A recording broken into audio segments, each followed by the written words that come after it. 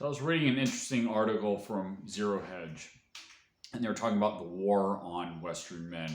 And we already know all about this. We know about the basically people are being poisoned through the foods, through medical procedures, through entertainment media, through the education not teaching critical thinking skills.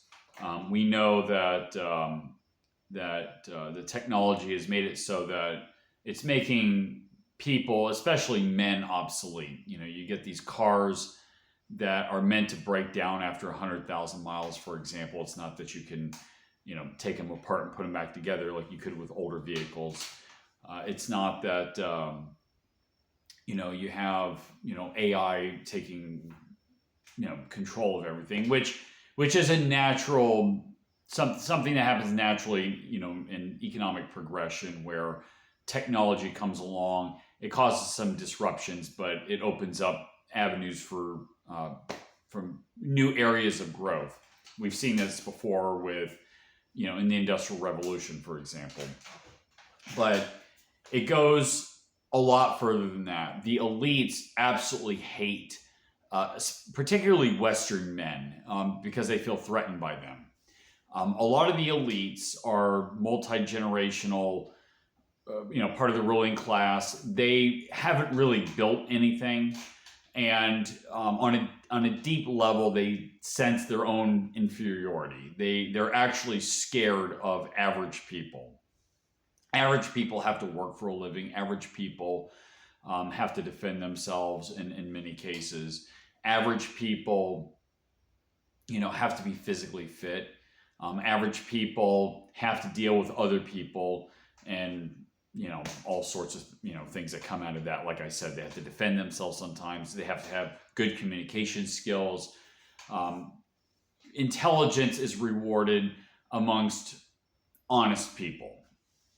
But the elite are actually really weak people. They might have good genetics, but they're actually weak people because, after many generations, they start to drink their own Kool-Aid and they don't build anything. They're benefiting from the over financialization of the economy. They benefit from the networks that they have between corporations and governments where they're like this. They're not actually competing in the free market. They are just connected. And they also benefit from the central bank. That is the Federal Reserve, in this case in the United States, where they print this funny currency. They're the first ones to get it. So they get, they have sort of the drop on everybody else. They have higher purchasing power of the newly batch of counterfeited currency. They're actually afraid of us. That's why they want war. Yes, they profit off of war, but you see what's going on in Ukraine right now. You see what's going on in the Middle East right now. They are doing things that are killing, probably in the millions at this point, people. We know we're definitely in the hundreds of thousands, but probably well over 1 million people. And they're setting things up where you have replacement migration, particularly in Europe. You have basically they've propagandized women to essentially turn against men. We're being depopulated. We're basically being attacked, and we're under a form of genocide. And it's because they're afraid of you. That's why. Because they know they can't compete with you. Housing prices, because of housing prices, housing is unattainable to a lot of people. And yet, social expectations have it that you're expected to achieve the same things as previous generations. Keep in mind that several generations before that, you're talking about GI and silent generation, and before that, their lives were actually a lot harder than our lives are.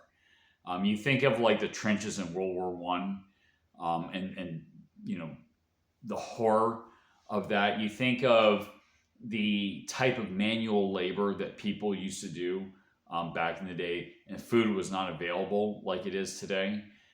Granted, the food that we have is poisoned, but their lives were actually harder. And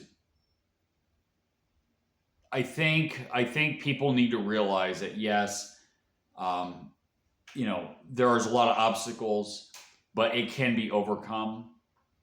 The thing is, you have to learn how to think for yourself, and you have to set an example for other people. That's where it starts. You got to learn how to think first.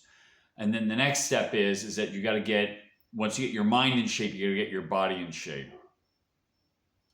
And you have to just call it out for what it is. You're going to have to get bald. It's going to be deemed as impolite, but you have to start setting people straight around you. That's about where I'm at right now. I'm very blunt with people. I tell people what's going on. It's not viewed as nice. It doesn't have to be serious. You can make jokes about it too. That's what I do as well.